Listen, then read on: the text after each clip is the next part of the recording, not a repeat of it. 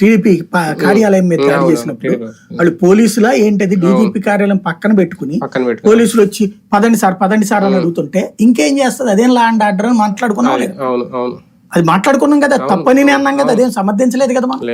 Same ఇక్కడ ఏం జరిగింది అన్న, ఏది మిథున్ రెడ్డిని ఇప్పుడు తెలుగుదేశం నాయకుడిని ఎవరినన్నా నియోజకవర్గంలోకి రానివ్వకుండా చూసినటువంటి ఇష్యూస్ ఏముంటాయి? మాచర్ల లాంటి చోట్ల జరిగింది.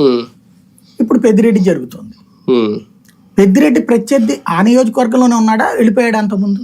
ఎందుకు వెళ్ళిపోతారు మరి ఇప్పుడు పెద్దిరెడ్డిని హౌస్ అరెస్ట్ చేసి అక్కడికి రానివ్వకుండా ఎందుకు చేస్తున్నారు? మిథున్ రెడ్డిని రాకుండా ఎందుకు చేస్తున్నారు? ఇవాళ ఏంటంటే ప్రతీకారంలో ఒక కొత్త కోణాన్ని ఆవిష్కరించారు.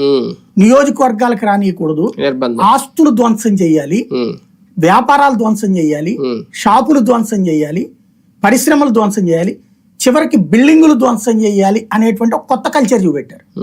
దీని పరిస్థితి, దీని పరిణామం ఏంటి? దానికి ఒక కొత్త అర్థం చెప్పారు. అదేంటిది? అజ్ఞాత వ్యక్తులు ఎవరో చేశారట మొన్న పొంగనూరులో ఇండోర్ స్టేడియం ధ్వంసం. అంతకంటే విచ్ఛిన్నకర రాజకీయం ప్రపంచంలో మరే ఉండదు. ఇక్కడ దాన్ని ఏమంటారు, ప్రజావేదిక అనేటువంటిది ప్రభుత్వం అధికారంగా కూల్చింది. కానీ ఇక్కడ ఇవన్నీ జరుగుతుంటే ఎవరో గుర్తు తెలియని వ్యక్తులు కూల్చారట. ఇవాళ గుర్తు తెలియని వ్యక్తులు కూలిస్తే రేపు పొద్దున గుర్తు తెలియని వ్యక్తులు వీళ్ళకి కూలుస్తారుగా. అంతే కదా. పోలీసులు అక్కడ గుర్తు తెలియని వ్యక్తుల కోసం వెతుకుతా ఉంటారుగా ఏళ్ల తరబడి. బెంగాల్ తరహా, వీళ్ళందరూ బీహార్ అంటున్నారు, బీహార్ లో ఇట్లా లేదు ఇప్పుడు పరిస్థితి, కొంత కంట్రోల్లో ఉంది అక్కడ. ఒకప్పుడు బీహార్ అట్లా ఉండేది, ఇవాళ బెంగాల్ తరహా పరిస్థితి. మా కోటి ఇకపోతే చంపేస్తాం, మా ప్రత్యర్థి పార్టీలో ఉంటే నరికేస్తాం, బతకనియ్యం, ఆస్తులు ధ్వంసం చేస్తాం, లాక్కుంటాం, నడి రోడ్డు మీద నుంచోబెడతాం, మహిళల్ని చీరలు లాగుతాం, బట్టలోడ తీసి కూర్చోబెడతాం, మోకాళ్ళ మీద కూర్చోబెడతాం, క్షమాపణలు చెప్పిస్తాం అనేటువంటిది బెంగాల్లో చూస్తున్నాం వీడియోస్. మళ్ళీ మన ఆంధ్రప్రదేశ్ లో జరిగింది అది. వాలంటీర్ల విషయంలో ఇంకా క్లారిటీ రావట్లేదా?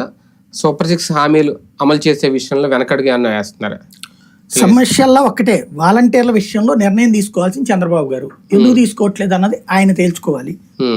నాకు అనిపిస్తోంది అయితే అటు పవన్ కళ్యాణ్కి ఇంట్రెస్ట్ లేదు వాలంటీర్ అని తెలుగుదేశంలో ఉన్న